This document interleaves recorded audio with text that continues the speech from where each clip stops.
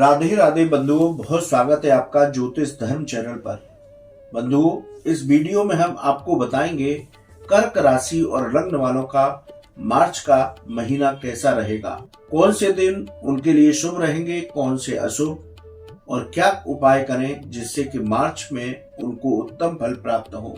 बंधुओं, कर्क राशि और लग्न वालों के राशिफल की चर्चा करेंगे, लेकिन उससे पहले आपसे करबद्ध निवेदन कि आपने अब तक हमारा चैनल सब्सक्राइब नहीं किया तो प्लीज सब्सक्राइब कीजिए। बंधुओं, यदि कर्क राशि और लग्न वालों के ग्रहों की बात की जाए तो इस महीने किस तरह से ग्रह गोचर उनके रहेंगे, इसकी बात करते हैं। आपके तृतीय भाव यानी पराक्रम भाव में कन्या राशि में केतु पूरे महीने संचरण करेंगे, वहीं राहु आपके नवम भाव में संचरण करेंगे।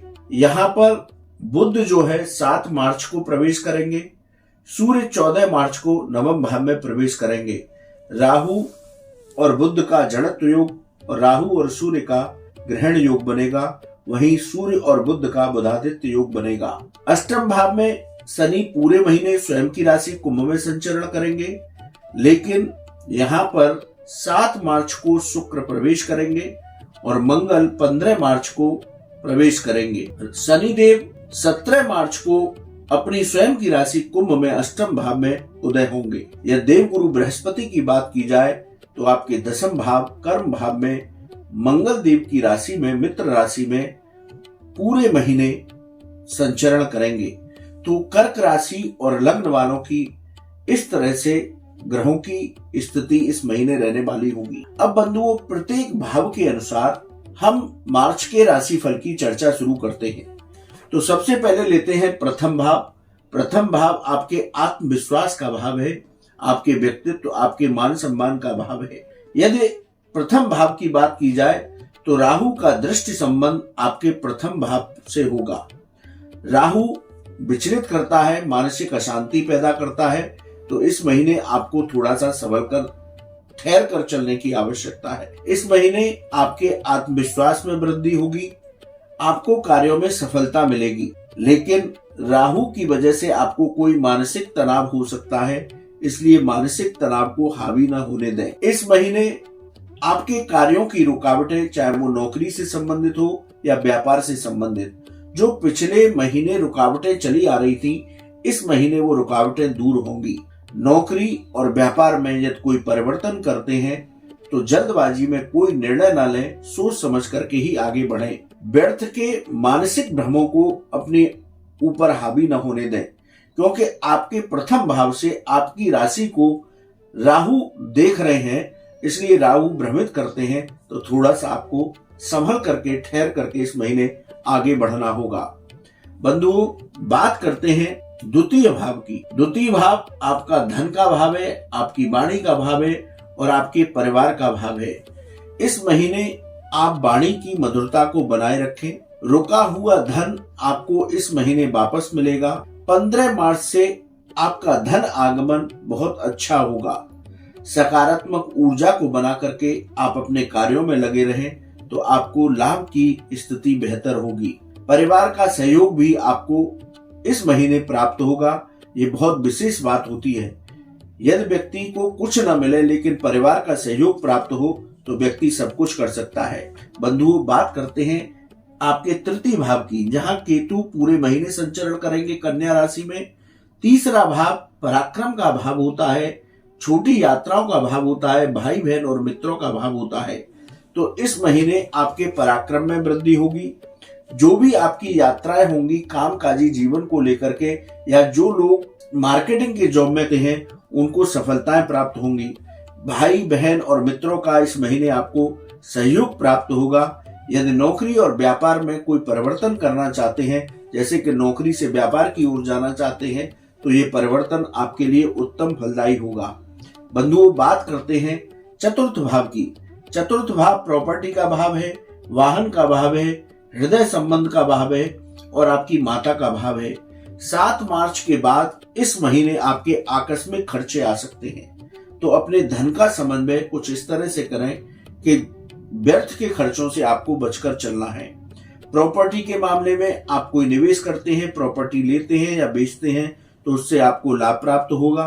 इस महीने आप कोई नया वाहन खरीद सकते हैं, इसका भी योग बनेगा।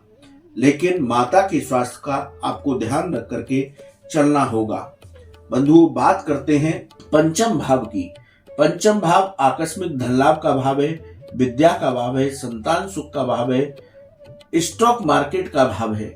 यदि इस भाव की चर्चा करें तो विद्यार्थी वर्ग का मन इस महीने भटक सकता है, इसलिए उनको संकेत देते हैं कि वो अपना मन पढ़ाई पर लगाएं। शेयर मार्केट में यदि आप निवेश करने वाले हैं तो शेयर मार्केट में सोच समझ करके निवेश करें, तभी आगे बढ़े। जल्दबाजी में शेयर बाजार में कोई काम ना करें।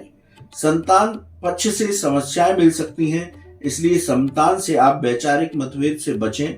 गर्भवती महिलाएं अपने स्वास्थ्य का ध्यान रखें तो उत्तम होगा। बंधुओं, बात करते हैं आपके छठे भाव की।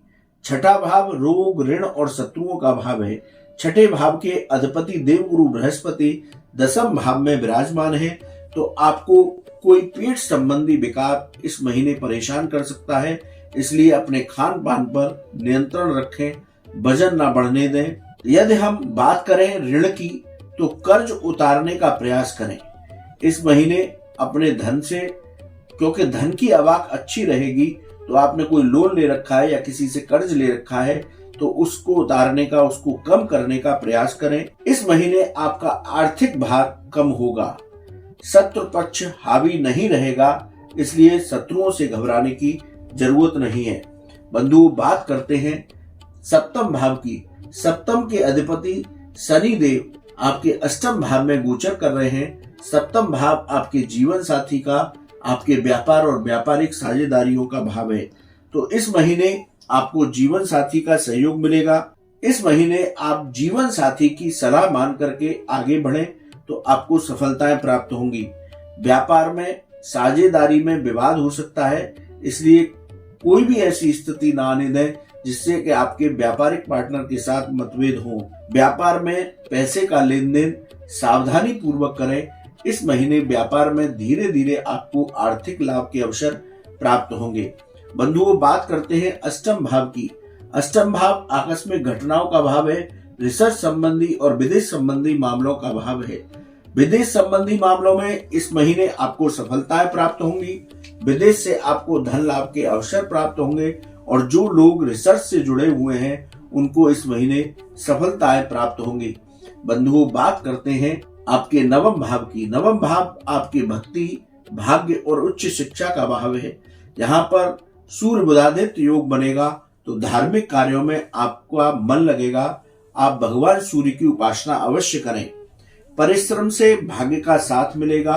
उच्च शिक्षा से जो लोग जुड़े हैं, जो छात्र जुड़े हैं, इस महीने उनको सफलताएं प्राप्त होंगी। बंधुओं, बात करते हैं आपके दसम भाव की। यहाँ पर देवगुरु बृहस्पति पूरे महीने संचरण करेंगे। ये भाव आपकी आजीविका का भाव है, ये आपका पिता का भाव है। यदि इस भाव की चर्चा करें तो इस महीने आपकी इच्छा शक्ति प्रबल रहेगी।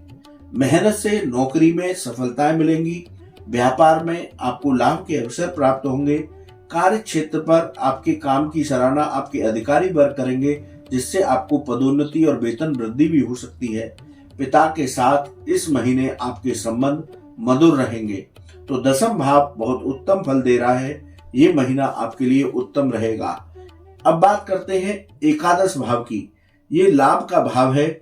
यहाँ पर एकादश भाव के स्वामी शुक्रदेव अष्टम भाव में गोचर कर रहे हैं, इसलिए धन लाभ इस महीने कर्क राशि और लग्न वालों का लगातार बना रहेगा।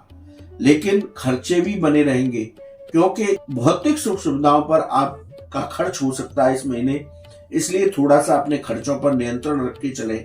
धीरे धीरे आपकी इस महीने में आर्थिक स्थिति में सुधार होगा।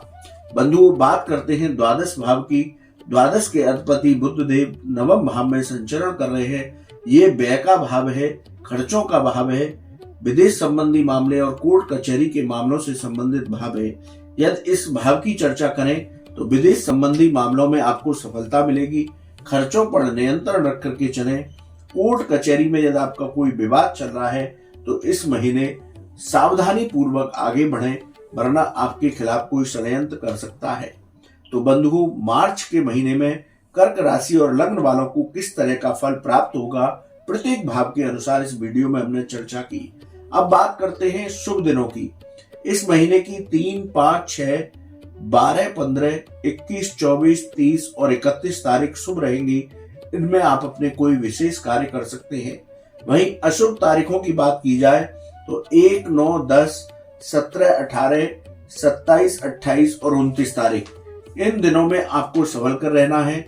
नौकरी और व्यापार में किसी से भी वाद विवाद की स्थिति से बचकर रहना है।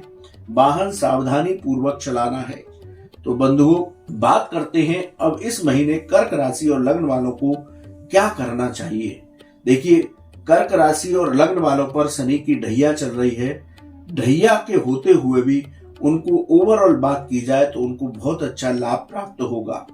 तो आप इस महीने हनुमान जी की उपासना करें, भगवान गणेश की उपासना करें, गाय को रोटी खिलाएं। तो कर्क राशि और लग्न वालों के लिए ये महीना उत्तम फल देने वाला होगा। बंधु, आपको ये वीडियो कैसा लगा आप कमेंट बॉक्स में लिखें। आपका कोई सवाल है तो आप हमारे व्हाट्सएप नंबर पर लिखें, हम उसका जवाब अवश्य देंगे। आप सभी को महाशिवरात्रि पर्व और होली उत्सव की मंगलमय शुभकामनाएं। राधे राधे।